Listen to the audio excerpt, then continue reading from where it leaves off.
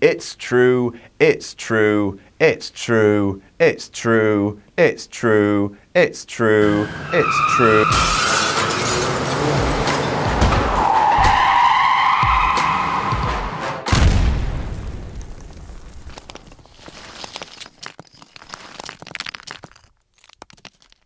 Hello there, I'm Adam from WhatCulture.com and welcome to How WWE Should Have Booked, where I look back at infamous WWE missed booking opportunities and talk about how I would book them differently, because I'm a smartass.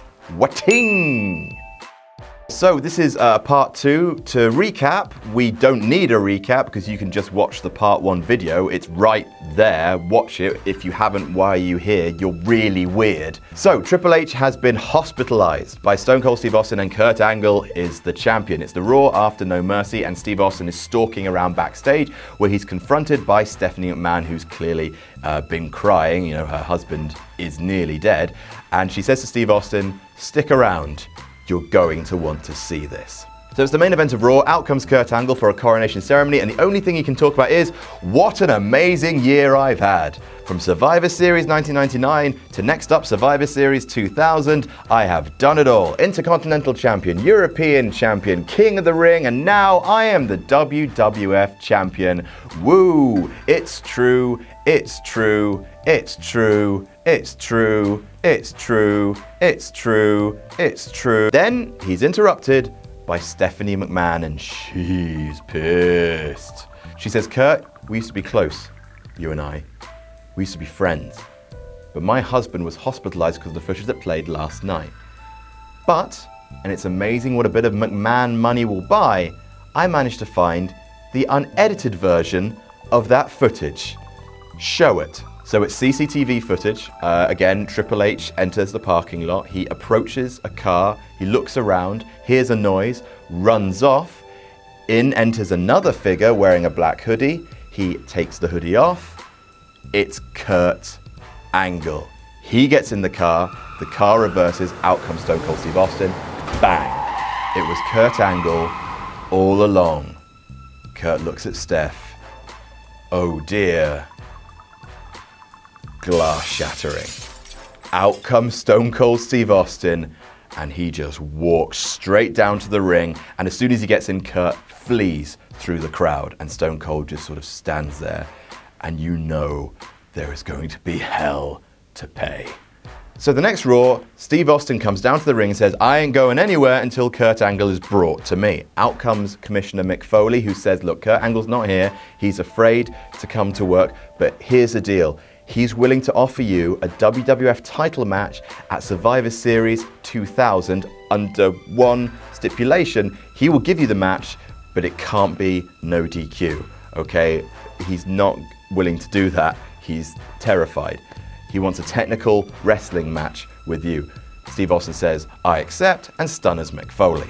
Then on the Titantron, we see Kurt Angle from his house being, "It was me, Austin! It was me all along, Austin!" So he's via satellite link up and he's boasting about running down Steve Austin. He said he would do it again in a heartbeat. So Steve Austin is responding to Kurt Angle on the satellite feed when from behind he's ambushed by Kurt Angle. Turns out the satellite feed wasn't live. Kurt was hiding under the ring the whole time and he clobbers Steve Austin with a chair and escapes. And a lot of stuff in the Survivor Series match with Triple H and Steve Austin, you can keep that. You know, instead of Rikishi try and do it, have Angle try and run down Stone Cold Steve Austin again. You know, "I'll see you at Survivor Series." But, and this is the crucial thing, you don't let Steve Austin get his hands on Kurt Angle until Survivor Series. Kurt always gets away. So we get to the pay-per-view, it's Survivor Series, it's the main event. 1 year after Kurt Angle debuted, 1 year after Steve Austin was put on the shelf, it's all coming down to this match, Kurt versus Stone Cold. And basically, halfway through the match, it's thrown out. I know, a non-finish, boo, but that's the whole point of the stipulation in advance. The match is thrown out because Austin cannot be controlled. Tell that story. It makes sense. Austin wants to kill Kurt Angle because he cost him a year of his life, and he doesn't really care about the WWF title at this point. He just cares about revenge. He takes Kurt Angle outside, and you know, that car spot with Triple H falling from the forklift, That's quite fun. I'd keep that, to be honest. So, Armageddon is on the horizon. Not only is Steve Austin still after Kurt Angle, but also Triple H is back. Oh, what a bad time to be an Olympian. He's gunning for Kurt because, the whole frame job thing, but he's also gunning for Steve Austin because, Steve Austin hospitalized him. So the violence between the three men escalates to the point where Commissioner Foley announces the first ever triple threat Hell in a Cell match at Armageddon, and like Armageddon 2000, Kurt just manages to escape with the win after everyone basically destroys themselves. So Royal Rumble, it's going to be The Rock versus Kurt Angle for the championship, need some new blood in there. Stone Cold and Triple H both go into the Rumble. And of course, as per, Stone Cold wins his third Royal Rumble. He's going to WrestleMania X7. However, before that, earlier in the night, Steve Austin costs Kurt Angle as a final little act of revenge, the final FU to Kurt Angle. He costs him the WWF Championship. He stunners him, The Rock covers, The Rock is the new champion. Which then takes Kurt Angle versus Stone Cold Steve Austin to No Way Out, 3 stages of hell match, a final capping off of the feud, and to be honest, the way they booked that was pretty damn genius, with the two men destroying each other to the point where the winner was arbitrary just because it happened that Triple H fell on Stone Cold Steve Austin at the right time.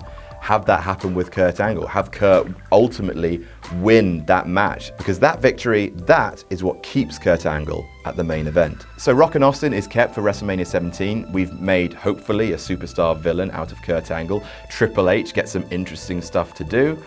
I think it's neater. The whole thing just sort of makes sense to me. Cool, so that's how I'd book Steve Austin being hit by the car. Do you disagree? If so, tell me about it in the comments. Don't forget to like, share, and subscribe. You can follow me on Twitter here. I'm Adam from WhatCulture.com, and I'll see you soon. Were you one of the unlucky few who couldn't get tickets for July's WCPW tapings? Well, make sure you pick up tickets for August, as they're already extremely limited. On August 24th, we'll be presenting a special live pay-per-view quality show, WCPW Stacked, featuring Moose versus Joe Coffey, the debut of the Women's Championship, Will Ospreay versus Marty Scurll. The WCPW Championship will be on the line. There'll be Joe Hendry, Joseph Connors, Big Damo, El Ligero, Primate, Grado, Drew Galloway, EC3, and GM'd by Eric Bischoff. Not just that, but on the 25th, we'll also be holding loaded tapings featuring the Kurt Angle Invitational, a pinfall and submission elimination rumble to decide who gets to face the Olympic hero in October. Grab your tickets for August at wc.pw while you still can. The 2 days are looking absolutely stacked.